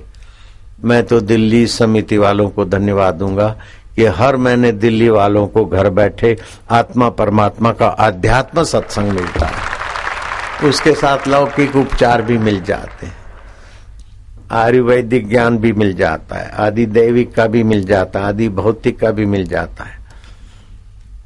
अब ये मंत्री आए हैं तो मुझे बोलना पड़ता है कि पलाश के फूलों का रंग सप्त धातुओं को, सप्त रंगों को संतुलित करता है। इसी से होली खेली जाती थी और प्राकृतिक रंगों से, लेकिन अंग्रेजी कुशासन के कारण पलाश की महिमा दब गई। नहीं तो पलाश के फूलों का रंग त्वचा को लगे तो गर्मी झेलने की, गर्मी पचाने की ताकत आती है। पलाश का फूल 2-3 रगड़ के काढ़ा बना के मिश्री डाल के किसी को भी दो तो नाक से खून, पेशाब से खून, शौच से खून आदि आता हो तुरंत बंद हो जाता है। रात को नहीं दिखता है तो आरंभिक अवस्था है नेत्रों की, तो पलाश के फूल नेत्र ज्योति बढ़ा देते हैं। आंख आई हो तो पलाश का रस और शहद आंचो, आंख ठीक हो जाए। बहुत सारे फायदे हैं। अब इन फूलों की महिमा क्या कब तक बताऊंगा। मैं बंबई हवाई अड्डे पर उतरता तो एयरपोर्ट मैनेजर बड़ी तत्परता से सेवा करता। 1-2 बार नहीं, कई बार देखा। वो हवाई जहाज पर गाड़ी खड़ी कर दे, मुझे जिस जहाज में जाना है वहां ले आवे, मतलब बड़ी तत्परता से सेवा करता। मैंने पूछा तुम इतनी सेवा? बोले मेरे पिता को स्किन एलर्जी हो गई थी, डाइजेस्ट पावर मतलब अजीर्ण हो गया था, एसिडिटी हो गई थी, ये हो गया वो हो गया, कई नाम लिए अंग्रेजी बीमारियों के। डॉक्टरों ने हाथ खड़े कर दिए और किसी ने बताया कि बापू पलाश के फूल का रंग छाट दे, स्प्रे हो जाता है। आधे इंच का मुंह होता है उसका पाइप का, और बोलते हैं इतने 1000 लीटर। अरे हो तो 2 दिन में इतने 1000 लीटर लगेंगे, 50,000 लीटर, 60,000 लीटर नहीं, हम तो 2-2 हजार लीटर के 3 छोटे छोटे टैंकर बनाते, कहीं 4 बनवाते तो 8,000 लीटर। और ज्यादा में ज्यादा सूरत में होती है 5 लाख पब्लिक एक दिन में, तो 2 दिन वहां चलता है, तो वहां 14 से 18,000 लीटर लगता है। और जहां अकाल पड़ा है बीड़ में, वहां के खाली मटके दिखाकर, उधर की कट दिखाकर, बापू का छिटकाव दिखा के बापू ने पानी का बिगाड़ किया। वहां तो 6,000 लीटर बना था, 3,500 लीटर खर्च हुआ, 1,500 लीटर फिर कुछ मिस्टेक आ गई तो हम छोड़ के आ गए। जहाज में जयपुर पहुंचना था। इतना हंगामा मचा के सारी दुनिया में हल्ला कर दिया, बापू पानी का बिगाड़ करते। अब 50,000 आदमी में 3,500 लीटर, आधा टैंकर भी नहीं हुआ। पानी तो तुम्हारा 200 का हम मंगाए, हमारा उसमें गुलाब के फूलों का रस है, तुलसी का रस है और है, वो कीमती चीजें हम काय को बिगाड़ करेंगे। तो ऐसा कुछ विकृत प्रचार कर दिया। तो मैंने उन विकृत प्रचार वालों को कहा कि भाई तुमको जहां का अकाल पड़ा है वो दिखाते हो, और बंबई में हमने पानी छिटका अपने हजारों लाखों तो नहीं थे, होंगे कई हजार लोग। तो अब ऐसा करो कि 15-15 लाख तुम निकालो चैनल वाले। तो 6 चैनल वालों ने कुप्रचार किया तो 90 लाख तुम्हारे हो गए, 90 हम देते। जहां पानी की तंगी है वहां की व्यवस्था करो ना। अभी तक नहीं आते, अभी तक कोई आता ही नारायण। और वहां 18 इंची पाइप टूट गया तो लाखों गैलन हर घंटे में लाखों लीटर बहते थे। और मेरे को सुनाया गया कि छोटे गांवों में बाढ़ जैसी स्थिति सर्जित हो गई। ये कार्यक्रम उछालने के बाद की बात है। और पूना और बंबई के बीच पिंपरी है, जो पाइप टूटा है तो कई दिनों से टूटा है, लाखों लीटर बहता है। और 13 लाख लीटर रोज कतल खाने को पानी मिलता है, 2.5 लाख लीटर रोज शराब खाने को पानी मिलता है। वो आंख में ककरी नहीं। और हिंदू संत ने 3,500 लीटर अपने हजारों सेवकों को छांटा। तो बापू पानी का बिगाड़ करते हैं। ये विदेशी पैसों से चलने वाली चैनलों ने देश को तोड़ने में कोई कमी नहीं रखी। जयराम जी की बोलना पड़ेगा। जो हुआ सो हुआ। मैंने ये चालू कैसे किया पता है आपको? कि अंग्रेजी रंगों से, जैसे काला रंग, उसमें लेड ऑक्साइड पड़ता है, वो किडनी को खराब करता है। हरे रंग में कॉपर सल्फेट, जो आंखों की जलन, सूजन, अस्थायी अंधत्व और आंखों की रोग प्रतिकारक शक्ति को दबोच देता है। सिल्वर रंग एल्यूमिनियम ब्रोमाइड से बनता है, वो कैंसर को जन्म देता है। नीला रंग प्रूशियन ब्लू पड़ता है, जो चर्म रोग को जन्म देता है। लाल रंग में मर्क्यूरिक सल्फेट पड़ता है, जो त्वचा का कैंसर देता है। बैंगनी रंग में क्रोमियम आयोडाइड केमिकल पड़ता है, जो अस्थमा, दम्मा और एलर्जी देता है। ऐसा कोई अंग्रेजी रंग नहीं है जिसको हम पैसा देके एक दूसरे को लगाए और दूसरा स्वस्थ रहे, बीमारियां आ जाए। तो देशवासी बीमार होते चले जाएं और हम कहें भगवान सबका भला करे। नहीं, कैसे भला होता है? भगवान सो जाता है तो हमने सेवा चालू कर दी। प्रैक्टिकल जीवन होना चाहिए। तो अब हरियाणा सरकार भी केमिकल के रंगों से प्रजा को बचाए और पलाश के वृक्षों की रक्षा होगी। आदिवासियों को रोजी मिलने लग गई और वृक्ष जो कटाई के शिकार होते उन वृक्षों को अब लोग संभालने लग गए। तो पर्यावरण की भी सेवा हो गई, लोगों की तबीयत भी अच्छी हो गई। ये दिखाते तो लोगों को कितना लाभ होता। उल्टा दिखाया तो मेरे को तुम्हारी पोल खोलने के लिए समय बर्बाद करना पड़ता है, उल्टा दिखाने वालों की पोल को। फिर भी भगवान सबका मंगल करे, भला करे। अपने भारतीय संस्कृति की बड़ी उदार धारणा है। रोम, यूनान, मिस्र और भारत 4 प्राचीन संस्कृति थी। 3 को तो धर्मांतरण वालों ने अजायब घर में धकेल दिया। अब भारतीय संस्कृति को मिटाने के लिए लगे हैं। तो बड़े बड़े जो स्तंभ संत हैं उनको, देवी देवताओं को, हिंदू धर्म को नीचा दिखाने की साजिश चल रही है। लेकिन ये साजिश चलाने वाले दुनिया से चले गए। हिंदू धर्म अभी दुनिया से गया नहीं, जाने वाला भी नहीं है। सब मिट गए जहां से अब तक, मगर है बाकी नामो निशान हमारा। कुछ तो बात है कि हस्ती मिटती नहीं हमारी। सदियों रहा है दुश्मने दोरे जहां, हमारा किसी कवि का गाया हुआ है। खैर, शायर की शायरी है। लेकिन भारतीय संस्कृति की महानता के 2 कारण है। एक तो वैदिक ज्ञान, दूसरा मंत्र विज्ञान और तीसरा संतों की साधना और तपस्या का चमत्कार। अभी तपस्या का चमत्कार हेलीकॉप्टर का हमारे मेहमान को जरा दिखा दो, कैसा चमत्कार होता है। हेलीकॉप्टर चूर चूर और उसमें रहे हुए मौज से जू के त्यों। 5 साल का बच्चा सरस्वती मंत्र लेता है और दिल्ली के जीवन अनमोल हॉस्पिटल में अपने चचेरे भाई की जान बचाता है। ये मंत्र विज्ञान का थोड़ा सा ही दिखा दो, कुछ भी दिखा दो जल्दी। फिर राम जी बापू एक करिश्माई ब्रह्मज्ञानी संत है। आज यह बात पूरी दुनिया के सामने है। हाल ही में 29 अगस्त को संत श्री आशाराम जी बापू गुजरात में थे। आपको दिखे लगभग 3:30 बजे थे और गोधरा में भक्तजन अपने बापू का इंतजार कर रहे थे। बापू जी का हेलीकॉप्टर मोरबी से गोधरा आ रहा था। मगर हेलीकॉप्टर जमीन पर उतरने से पहले ही जमीन पर यूं धम से गिरा। अब फास्ट करते जाओ, और समय कम हेलीकॉप्टर है। के परखच्चे उड़ गए।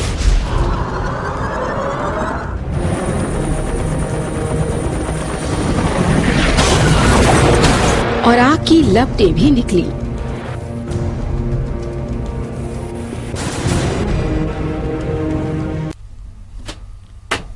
हरिओम। दिल्ली और आसपास वालों पर शीघ्र ही करुणा करके पूनम दर्शन का पुण्य प्रदान करने वाले साईं दाता आज हनुमान जयंती की पावन संध्या पर इस गुरु गांव में श्रद्धालुओं का सैलाब उमड़ पाया है। हर भगत के बारे में यही लग रहा है कि कोई गा रहा है, कोई मुस्कुरा रहा है, कोई नाच रहा है, कोई रिझा रहा है, कोई झूम रहा है, कोई मस्ती में घूम रहा है, कोई नशे में डूब रहा है तो कोई अपने में खूब रहा है, कोई आंसू बहा रहा है तो कोई खुशियां मना रहा है, कोई आपसे दिल लगा रहा है तो कोई हंस रहा है और कोई हंसा रहा है। तेरे दरबार का अजब ही नजारा है, खुशियों में झूमता आलम सारा है। गदगद होकर नमन करते हैं उन चरणों में जो सामने बैठा सबका साईं बापू प्यारा है, जो सबका साईं बापू प्यारा है। हे गुरुदेव, पूनम के इन पावन दिनों में ब्रह्म ज्ञानी सदगुरु के श्रीमुख से विद्यार्थी बच्चे बच्चियों के लिए सारस्वत मंत्र एवं बड़ों के लिए मांत्रिक दीक्षा का प्रसाद मिल जाए तो आपका महा उपकार होगा। आज इस मेरा अंतर तिमिर मिटाओ, सद्गुरु ज्योत से ज्योत जगाओ। हे योगेश्वर, हे परमेश्वर, हे ज्ञानेश्वर, हे सर्वेश्वर, निज कृपा बरसाओ। सद्गुरु ज्योत से ज्योत जगाओ। मेरा अंतर तिमिर मिटाओ, सद्गुरु ज्योत से ज्योत जगाओ। हम बालक तेरे द्वार पे आए, हम बालक तेरे द्वार पे आए। मंगल दर्श दिखाओ, सद्गुरु ज्योत से ज्योत जगाओ। मेरा अंतर तिमिर मिटाओ, सद्गुरु ज्योत से ज्योत जगाओ। शीश झुकाए करे तेरी आरती, शीश झुकाए करे तेरी आरती। प्रेम सुधा बरसाओ, सद्गुरु ज्योत से ज्योत जगाओ। मेरा अंतर तिमिर मिटाओ, सद्गुरु ज्योत से ज्योत जगाओ। साची ज्योत जगे जो हृदय में, साची ज्योत जगे जो हृदय में। सो हम नाद जगाओ, सद्गुरु ज्योत से ज्योत जगाओ।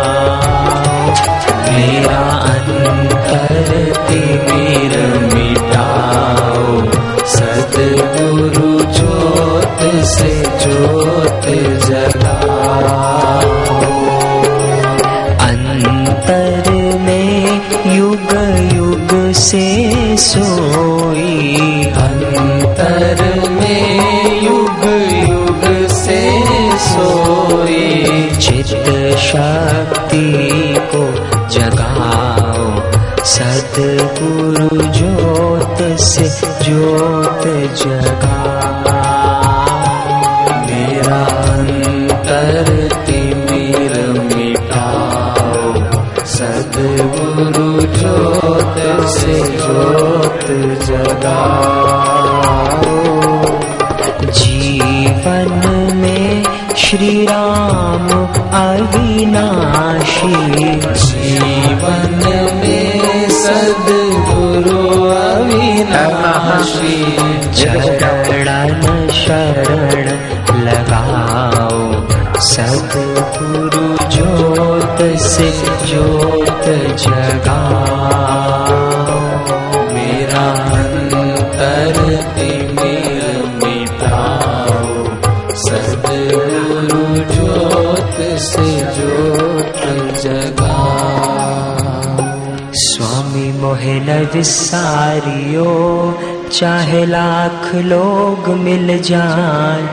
हम सम तुमको बहुत है तुम सम हमको नाही। दीन दयाल को विनती सुनहो गरीब नवाज। जो हम पूत कपूत हैं तो है पिता तेरी लाज। हरि हरि ओ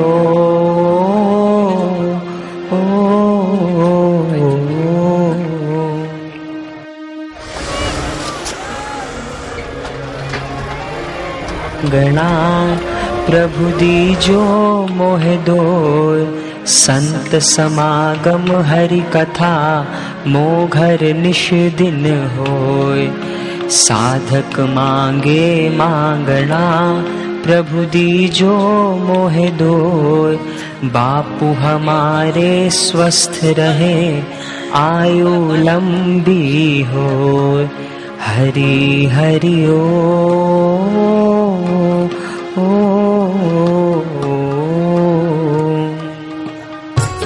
जैसे नभ में स्थिर नहीं रहता बिजली का चमकारा। जैसे नभ में स्थिर नहीं रहता बिजली का चमकारा। जोगी के आगे नहीं टिकता कोई भी दुख हमारा। जोगी के आगे नहीं टिकता कोई भी दुख हमारा। जोगी रे क्या जादू है तुमरे प्यार में। जोगी रे क्या जादू है तुमरे जोग में।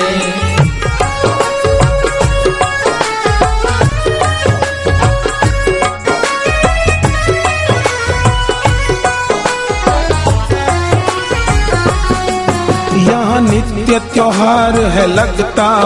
यहाँ नित्य त्योहार है लगता। तेरे द्वार पे भाग्य चमकता। तेरे द्वार पे भाग्य चमकता।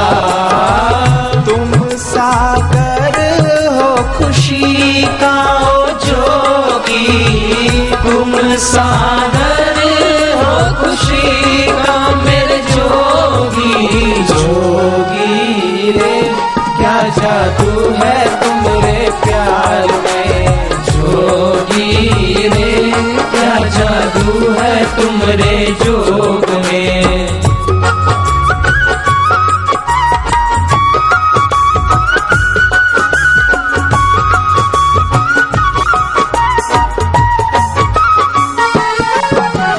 पल में धन्य वो हो जाता जिस पे नजर ये डाले। पल में धन्य वो हो जाता जिस पे नजर ये डाले।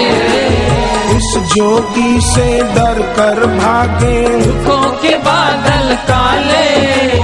इस जोगी से डर कर भागे दुखों के बादल काले। जोगी रे क्या जादू है तुमरे प्यार में। जोगी रे क्या जादू है तुमरे जोग में।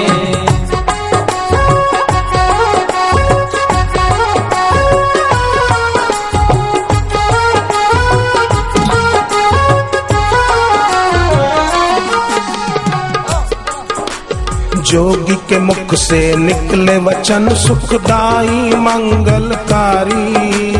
जोगी के मुख से निकले वचन सुखदाई मंगलकारी। पाप ताप हरे के दर्शन इनमें दिखे त्रिपुरारी। पाप ताप हरे इनके दर्शन इनमें दिखे त्रिपुरारी। जोगी रे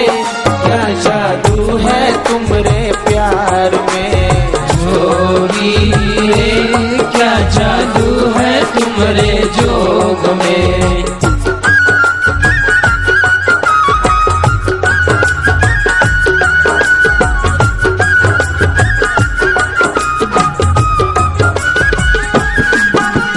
पतित पावनी महासुखकारी इस जोगी की वाणी। पतित पावन महासुखकारी इस जोगी की वाणी। वरदानी कल्याणी है जोगी की नजर नुरानी। वरदानी कल्याणी है जोगी की नजर नुरानी। जोगी रे क्या जादू है तुम्हारे प्यार में। जोगी रे क्या जादू है तुम्हारे जोग में।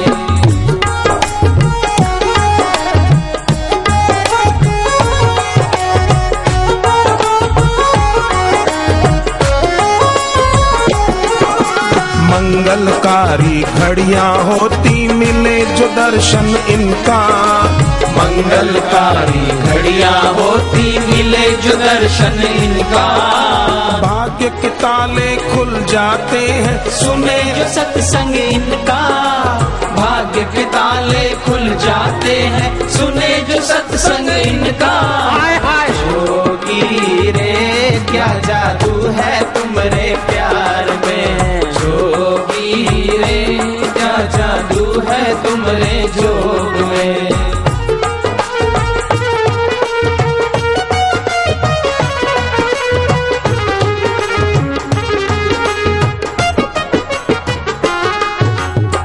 सबके आधार यही है जीवन का सार है। ओ सबके आधार यही है जीवन का सार है। ज्योतियों की ज्योत है ये स्वयं ओमकार है।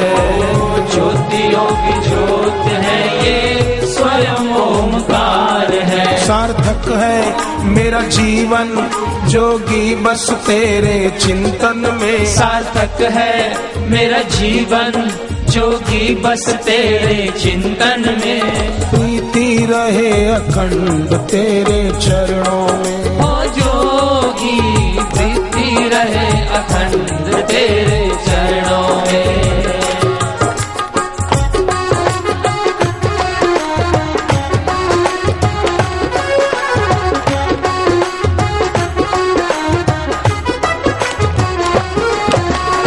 दुनिया सारी है दो रंगी पल में पलटी जाए। दुनिया सारी है दो रंगी पल में पलटी जाए। मेरा जोगी कभी न बदले सदा ये साथ निभाए। मेरा जोगी कभी न बदले सदा ये साथ निभाए। जोगी रे क्या जादू है तुम्हारे प्यार में। जोगी रे क्या जादू है तुम्हारे जोग में।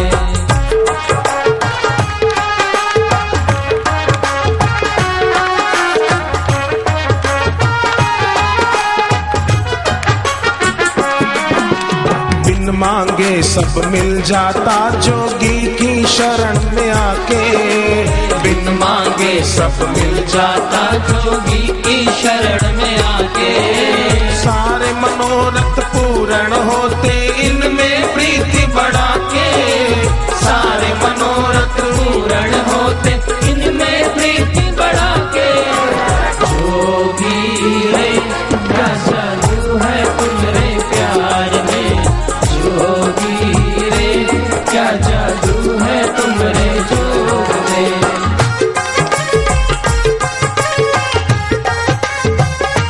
नारायण नारायण नारायण। मंत्र दीक्षा भगवान शिव जी ने पार। तुम्हारे बाप की जय। चुप रहो ना। देखो इनको सुनने की। अब मैं हरियाणा में बात कर रहा हूं। बीच में जय जय काहे बोले रहे हो। बापू की जय फलानी जय तुम्हारे बाप की जय। चुप रहो।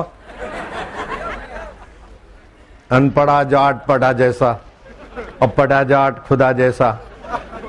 और जाटों ने मुझे बताया कि जाट रे जाट 16 दूने 8, मंगाई कुर्सी ले आयो खाट। लोग तो उनकी मस्ती उड़ाए, मैं बोलता हूं तो जट्टे हमारे हैं।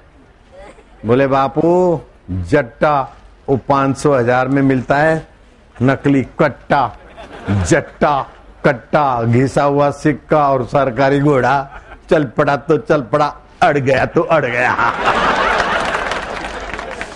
और जाट रे जाट 16 दूने 8, मंगाई कुर्सी ले आया खाट। मैं क्या ये बापू के जट्टे हैं? कुर्सी में एक बैठेगा और खाट ले आया तो 4 को बिठाएगा, आराम भी कराएगा। हमारे जाट है भाई। हाँ? क्या बुरा किया? व्यापक दिल वाला है जाट। लोग भले जट्टा रे जट्टा, लेकिन जट्टे अड़ जाते न। ओ कर्मा भाई अड़ गई तो कृष्ण को प्रकट कर दिया। ऐसे हमारे जाट अड़ जाते तो बस पूनम हर महीने पूनम दिल्ली में। अब ये गुरु दीक्षा के लिए कौशिक और उनके साथी समिति वाले झोली फैला रहे हैं। तो भगवान शिव जी ने गुरु दीक्षा पार्वती को वामदेव गुरु से दिलाई और कलकत्ते की काली माता प्रकट होकर गदाधर पुजारी को बोलती है कि गुरु दीक्षा ले लो। बोले मैया तुम प्रकट होती हो? बोले ये भावनामय शरीर है ना, आदि देव ही गए, अध्यात्म तत्व का ज्ञान गुरु ही देंगे। शिव और कृष्ण भी प्रकट होते तभी भी गुरु के पास भेजते, जाओ तोतापुरी गुरु से दीक्षा लो। निगुरे का नहीं कोई ठिकाना, 84 में आना जाना, यम का बने मेहमान, सुन लो चतुर सुजान, निगुरा नहीं रहना। निगुरा होता ही का अंधा, खूब करे संसार का धंधा। सोने की लंका बना ली लेकिन अंतरात्मा का रस नहीं, तो ललनाओं के रस रस में नीरस जीवन हो गया। मैं लंकापति रावण हूं, मैं हिरणपुर का स्वर्ण नगर का राजा हूं, हिरण्याकश्यप। बेमौत मारा गया। जब तक इस मैं को असली आत्मा की मैं से सराबुर नहीं करते दीक्षा के द्वारा, तब तक सोने की लंका वाला भी फैल हो जाता है, सोने की हिरणपुर वाला भी फैल हो जाता है। Ibrahim Lincoln president of America मानवतावादी था। मैं उसके कई विकास की संस्थाएं देख के आया अमेरिका कई जगहों पर, लेकिन मरने के बाद वो बेचारा प्रेत होकर भटक रहा है। जब तक जीवन में गुरु दीक्षा नहीं मिलती तब तक जीवन दाता से ठीक से नहीं जुड़ सकता। तो शिव जी बोलते दीक्षा मूलम जपम सर्वम, दीक्षा मूलम तपम सर्वम। गुरु मंत्रो मुखे यस्य तस्य सिद्धि ना अन्यथा, गुरु लाभात सर्व लाभम, गुरु हीनस्तु बालिश। जिसके जीवन में गुरु दीक्षा नहीं, वो चाहे कितना भी धनी विद्वान सुप्रसिद्ध हो, लेकिन बालिश माना मूर्ख है। राजा नृग बड़ा प्रभावशाली था, उसकी इतिहास में बड़ी प्रशंसा थी, लेकिन क्रिकेट बन गया, श्री कृष्ण के आगे गिड़गिड़ाने लगा। भागवत में कथा थी। राजा अज बड़ा प्रसिद्ध राजा हो गया, लेकिन मरने के बाद सांप बन गया। तो मनुष्य जीवन के बाद नीच योनियों में जाना न पड़े और ईश्वर से सीधा संबंध हो जाए, ये दीक्षा की महानता है। तो जिन्होंने दीक्षा ली होती है उनको 33 प्रकार के आध्यात्मिक अनुभव तो होते हैं, 18 प्रकार के मांत्रिक शक्तियों के चमत्कार भी उनके जीवन में होते हैं। पथरी निकल गई, हार्ट अटैक बच गया, ऑपरेशन बच गया, एक्सीडेंट बच गया, प्रमोशन, क्या क्या होता है, केस में झूठे केस में से निकल आए, ये वो क्या क्या अनुभव होते हैं, झगड़े मिट गए आदि आदि। मुसलमान साधकों को भी, सहारनपुर का परिवार 12 साल से बाबा केस में फंसे थे, आज दीक्षा ली और आप की दीक्षा के बाद गए तो कोर्ट में बरी कर दिया, हमको छूट गए। सहारनपुर समिति से वो मुसलमान परिवार परिचित भी हुआ। खैर, दीक्षा सभी को फायदा करती है। जिन्होंने दीक्षा ली और फायदे हुए हैं तो हाथ ऊपर करो। मंत्री साहब देखो कितने सारे हाथ।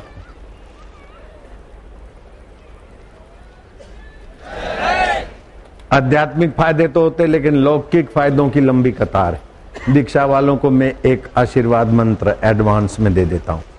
मेरे शिष्य को हार्ट अटैक कभी नहीं हो सकता, हाई बीपी नहीं होगी, लो बीपी नहीं होगी, जॉन्डिस पीलिया नहीं होगा। अगर है तो 50 माला जप करो, उसी दिन पीलिया चला जाएगा। बेचारे विलास राय देशमुख इसी बीमारी में चल बसे संसार से, जल्दी चले गए, लीवर की चेन्नई हॉस्पिटल से ही चले। ये लीवर खराब होता है तो 26 लाख तो लेते हैं कुटुंबी का लीवर फिट करने का, लेकिन कुटुंबी और स्वयं कब चल पड़े कोई पता नहीं। जैसे विलास राव जैसे हस्तियां भी चल जाती, लेकिन ये मंत्र देता हूं उसी दिन लीवर ठीक। तो ये लौकिक फायदों की भी लंबी कतार है, आध्यात्मिक फायदे भी होते हैं। मेरे दीक्षित साधकों के घर में महिलाओं को प्रसूति के समय माइनर ऑपरेशन अथवा सीजर मेजर ऑपरेशन नहीं कराना पड़ता है। गाय के गोबर का रस 10 मिलीग्राम दे दो, गुरु मंत्र पढ़ के अपने आप प्रसूति होती है। एक बार सीजरन हुआ है, दूसरी बार सीजरन हुआ है तो सर्जन कहेंगे कि इम्पॉसिबल है डिलीवरी, लेकिन पॉसिबल करके दिखा दी ना मंत्र ने। कई दृष्टांत है अपने पास, कई केस हैं। गर्भ टेढ़ा रह गया, सभी डॉक्टरों ने, गोधरा के डॉक्टर, बड़ौदा के डॉक्टर, अहमदाबाद के बड़े बड़े डॉक्टर फलाना शाह फलाना राजस्थान हॉस्पिटल में इतने डॉक्टरों की मीटिंग हुई और सब ने कहा रेवाचंद की बहू और उसका गर्भस्थ शिशु खतरे में है, जल्दी सीजरन होगा, एक प्राणी बचेगा, जो बचेगा वो मेंटली रिटायर होगा। मैंने कहा नहीं कराना ऑपरेशन, ऐसे गाय के गोबर का। ऊपर से फोन आया कि डॉक्टर फलाना हाथी साहब ने कह दिया। मैं क्या हाथी साहब कहे चाहे घोड़ा और गधा साहब कहे, बापू का ऑर्डर है, नो ऑपरेशन।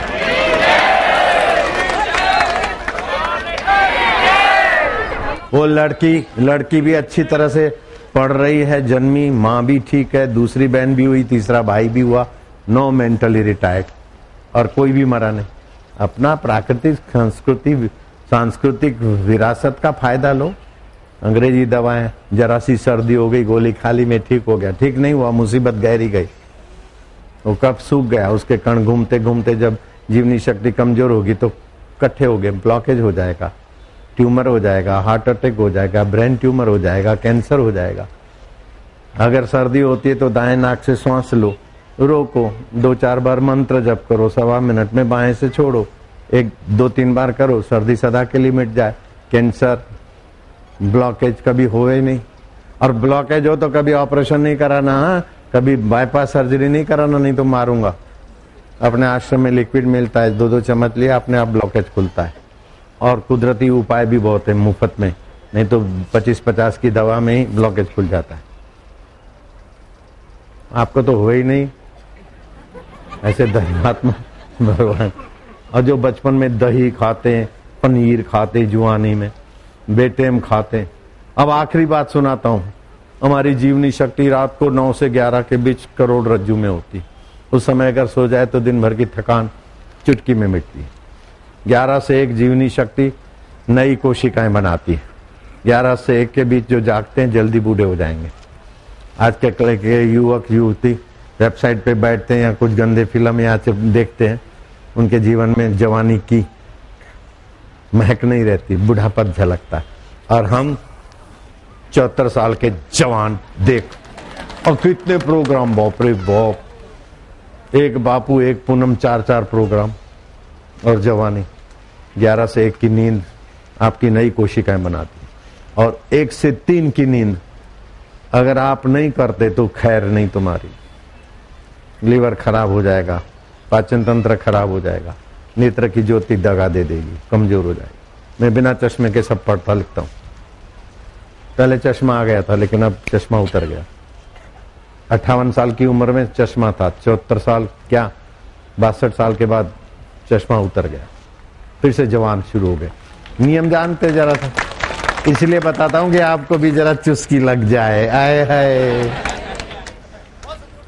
तेरे बाप की जाए, चुप रहे, बीच बीच में डिस्टर्ब करता है। सुनो, 1 से 3 की नींद जरूरी है। पति पत्नी का जो काला मुंह प्रोग्राम है वो भी 1 से 3 नहीं होना चाहिए, नहीं तो पत्नी का पाचन बिगड़ेगा, नेत्र ज्योति बिगड़ेगी, वो बुढ़िया होगी, तुम बूढ़े हो जाओगे, और संतान में होगी।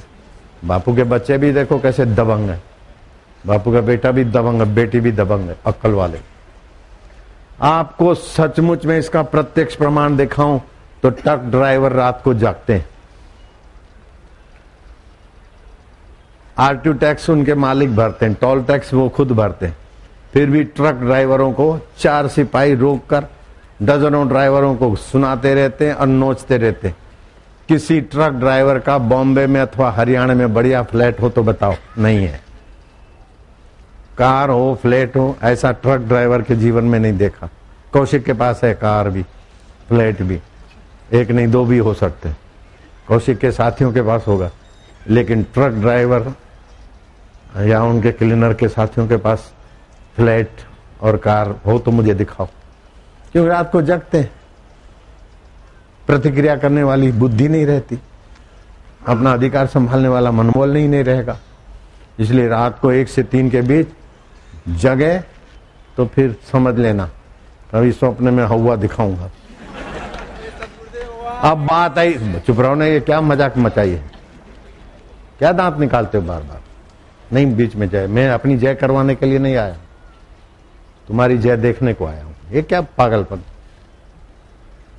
अब बात रही दीक्षा की, तो बच्चों को सारस्वती मंत्र देता हूं, विलक्षण लक्षण प्रकट हो जाते। 5 साल का लड़का दिल्ली की सड़कों पे कार चला के जीवन अनमोल हॉस्पिटल तक ले जाता है, 3 साल के भाई की जान बचा लेता है। शीला दीक्षित उसको बहादुरी का प्रमाण पत्र देती। नहीं तो 5 साल का व्यक्ति ड्राइव करे, कानूनी अपराध है, लेकिन मेरे चेले कानूनी अपराध से पार होकर इनाम पा लेते। इस सारस्वती मंत्र का चमत्कार है कि नहीं? है मंत्री है ना?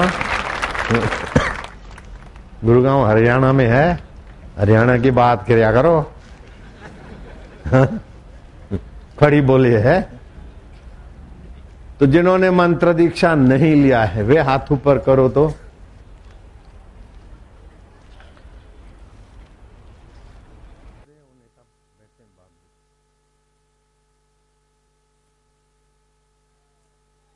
हरिओम हरिओम हरिओम। विजय कपूर A to Z में दिखा देंगे। कल सुबह 8:30 बजे से दीक्षा और सत्संग शुरू हो रहा है गुरु के गांव में। गुरु के गांव को गुड़गांव बना लिया, चलो फिर भी मीठा नाम दिया है। हरिओम।